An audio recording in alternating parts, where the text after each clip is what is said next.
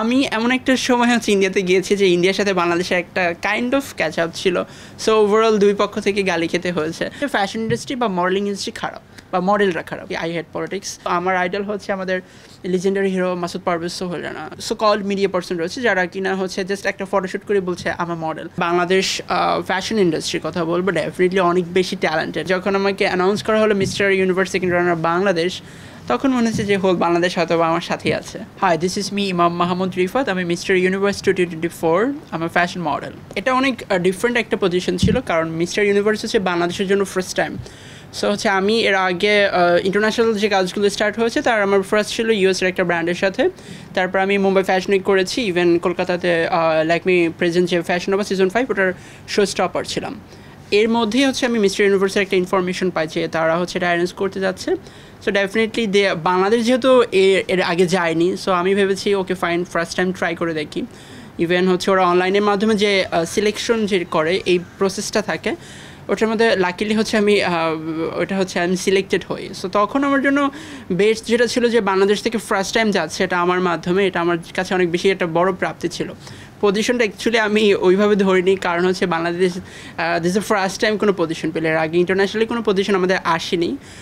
So finally হচ্ছে আমাদের যে কারিকুলামটা ছিল 5 days, 20 আগস্ট থেকে 25। সো ওভারঅল হচ্ছে তারা যে জাজমেন্টটা করেছে ওয়ার্ল্ড ওয়াইড যেটা ছিল তার মাধ্যমে হচ্ছে আমি বাংলাদেশ হচ্ছে মিস্টার ইউনিভার্স হচ্ছে সেকেন্ড রানার আপ হয়েছে। বাংলাদেশ থেকে একজনই ছিল, কারণ হচ্ছে এই মিস্টার ইউনিভার্সের সিস্টেমটা হচ্ছে আপনার যে দেশ থেকে যাবে একজন রিপ্রেজেন্ট করবে দেশকে। একটা কম্পিটিশন যখন হবে তখন অনেকজন অডিশন দিচ্ছে, বাট ইন্টারন্যাশনাল প্ল্যাটফর্ম যেগুলো হয়, যেমন হচ্ছে আমাদের দেশে যেটা প্রচলিত রয়েছে মিস ইউনিভার্স সামথিং, যেটা আমাদের দেশে অ্যারেঞ্জ হচ্ছে। সো অ্যারেঞ্জ হওয়ার জন্য যেটা হয় যে এখানে অনেকেই হচ্ছে নাম দিতে পারছে, বাট যেটা এই মুহূর্তে বাংলাদেশের ফার্স্ট টাইম আমি এনেছি।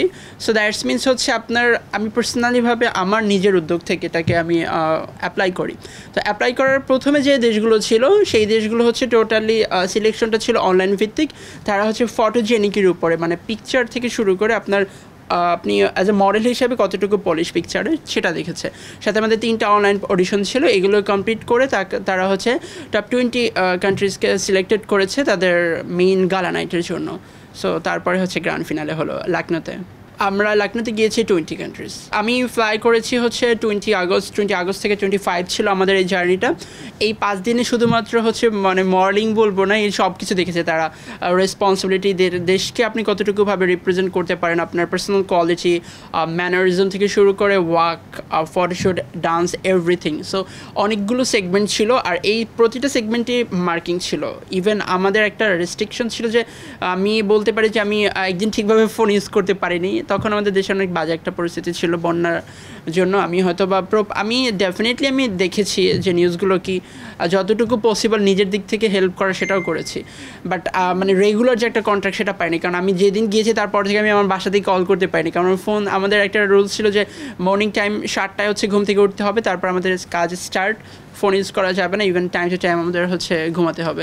তো এইভাবে যারা মেনটেন করেছে তাদেরকে মার্কিং করে দেন তারা হচ্ছে টপ 3 বা যে মানে পজিশনটা আর কি দিয়েছেন। যেহেতু ওয়ার্ল্ড ওয়াইড একটা ছিল সেক্ষেত্রে হচ্ছে আপনার জাজমেন্ট ছিল ইন্ডিয়া থেকেও ছিল, যেহেতু ইন্ডিয়া এটাকে হোস্ট করছে, সেম টাইম অস্ট্রেলিয়া, থাইল্যান্ড থেকেও ছিল। না, বাংলাদেশি তো নার্ভাস ফিল করার কোনো কিছু নেই, কারণ হচ্ছে বাট ডেফিনেটলি তারা অনেক প্রমিনেন্ট ছিল। বাট আমার যেটা মনে হয় বাংলাদেশ ফ্যাশন ইন্ডাস্ট্রির কথা বলবো, ডেফিনেটলি অনেক বেশি ট্যালেন্টেড।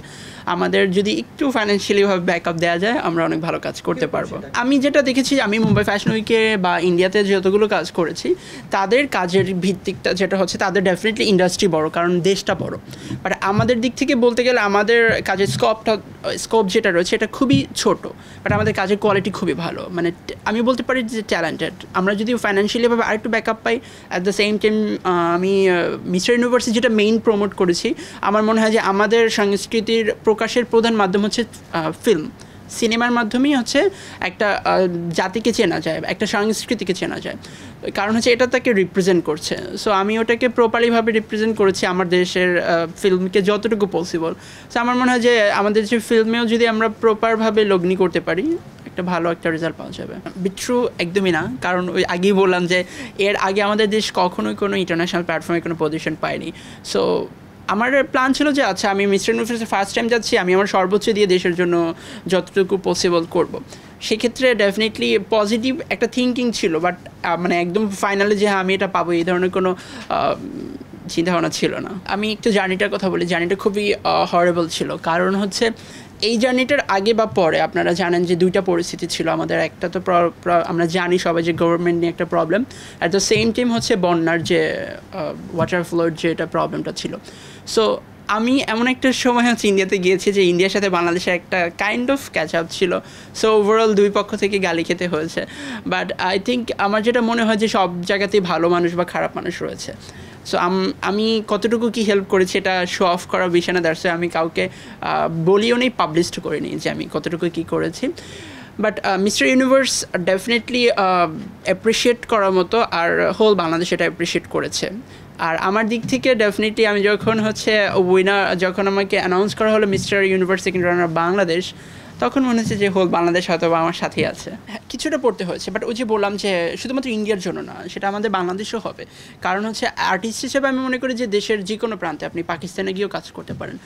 ইটস কল আর্টিস্ট, কারণ আপনি শিল্পকে নিয়ে কাজ করবেন। আর পলিটিক্স নিয়ে অ্যাকচুয়ালি কথা বলার মধ্যে রুচি নেই, কারণ হচ্ছে আমার মনে হয় না এটা রুচিশীল কোনো একটা স্থান পলিটিক্স, যেটা আর কি। I hate politics. যদিও এটা কোনো প্রফেশন না, বাট এখন it's kind of business. So হচ্ছে এই যত প্রবলেমগুলো ম্যাক্সিমাম হচ্ছে পলিটিশিয়ান ইস্যুর জন্য হচ্ছে পলিটিক্যাল। বাট ইন্ডিয়াতে যাওয়ার পরে কিছু পার্সন অ্যাপ্রিসিয়েট করেছে, ডেফিনেটলি বাংলাদেশ থেকে এসেছে। অ্যাট দ্য সেম টাইম কিছু পার্সন খুবই ডিনাই করেছে যে বাংলাদেশ থেকে এসেছে কীভাবে সামথিং। সেমভাবে হচ্ছে আমি আমার দেশের কথাই বলছি, আমি অন্য জনকে নিয়ে না বলে আমার মনে হয় যে নিজেকে নিয়ে কথা বলা উচিত।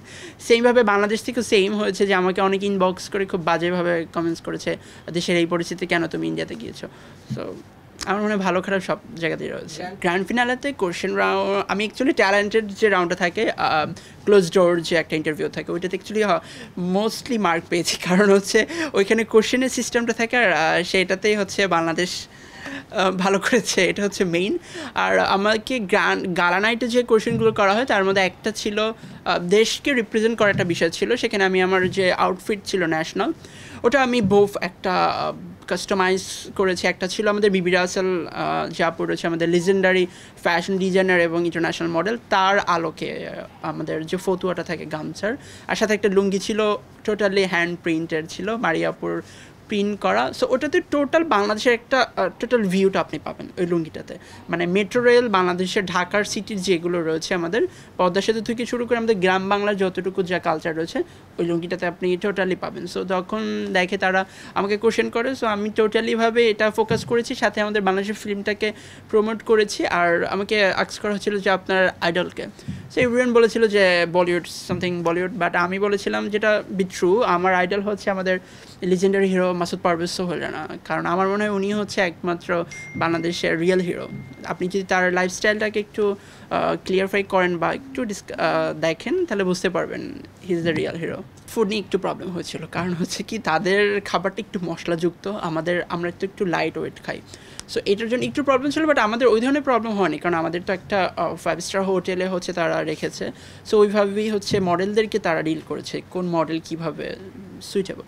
বাট একটু প্রবলেম হচ্ছে, but new culture, definitely new একটা এক্সপিরিয়েন্স হয়েছে। আগে ছিলাম জাস্ট ফ্যাশন মডেল, বাট এখন হচ্ছে একটা রেসপন্সিবিলিটি যে মিস্টার বাংলাদেশের যে ট্যাগলাইনটা আমার সাথে এসেছে, এটার জন্য হচ্ছে দায়বদ্ধতা আসলেই অনেক বেড়ে গিয়েছে। সো সেই ক্ষেত্রে আমি মনে করি যে আমার বিগিনিং টাইম থেকে শুরু করে আমি যেটা মনে করি যে ফ্যাশন ইন্ডাস্ট্রির যে ডেভেলপগুলো করা উচিত, সেটা আমাদের সিনিয়রদের হেল্পের মাধ্যমে হয়তো বা করতে পারবো। বাট আমার যেটা সবথেকে বেশি আমার মনে হয় যে ডেভেলপ করা উচিত ফর ফ্যাশন ইন্ডাস্ট্রি, একটা আইডেন্টিটি কার্ড প্রয়োজন। অ্যাট দ্য সেম টাইম যেভাবে আপনাদের জার্নালিস্টদের কিন্তু একটা করে আইডেন্টিটি কার্ড থাকে যে আমি জার্নালিস্ট, কিন্তু আমাদের ফ্যাশন মডেলদের বাংলাদেশে এই ধরনের কোনো কার্ড নেই। সেটার জন্য যেটা হয় যে কিছু সো কল্ড মিডিয়া পার্সন রয়েছে যারা কিনা হচ্ছে জাস্ট একটা ফটোশ্যুট করে বলছে আমার মডেল, আর পরবর্তীতে গিয়ে যেটা হয় যে তারা কিন্তু মডেলিং করার জন্য আসে না, তারা আসে হচ্ছে নিজেদের স্বার্থ উদ্ধারের জন্য। আর ওই ট্যাগলাইনটা লাগানোর পরে তারা বাজে কাজ করছে, পরবর্তীতে নিউজ হচ্ছে এই মডেল এই কাজ করেছে। বাট ফাইনালি যেটা হচ্ছে যে ফ্যাশন ইন্ডাস্ট্রি বা মডেলিং ইন্ডাস্ট্রি খারাপ বা মডেলরা খারাপ, অ্যাকচুয়ালি কিন্তু সেটা না। সো আমার যেটা মনে হয় একটা আইডেন্টিটি দরকার যে স্পেসিফিক কারা প্রফেশনাল মডেল আর কারা না। তাহলে যেটা হবে যে আমাদের যে গণমাধ্যম যেটা রয়েছে তারা কিন্তু প্রপারলিভাবে নিউজটা করতে পারবে যে দে আর model R they are not.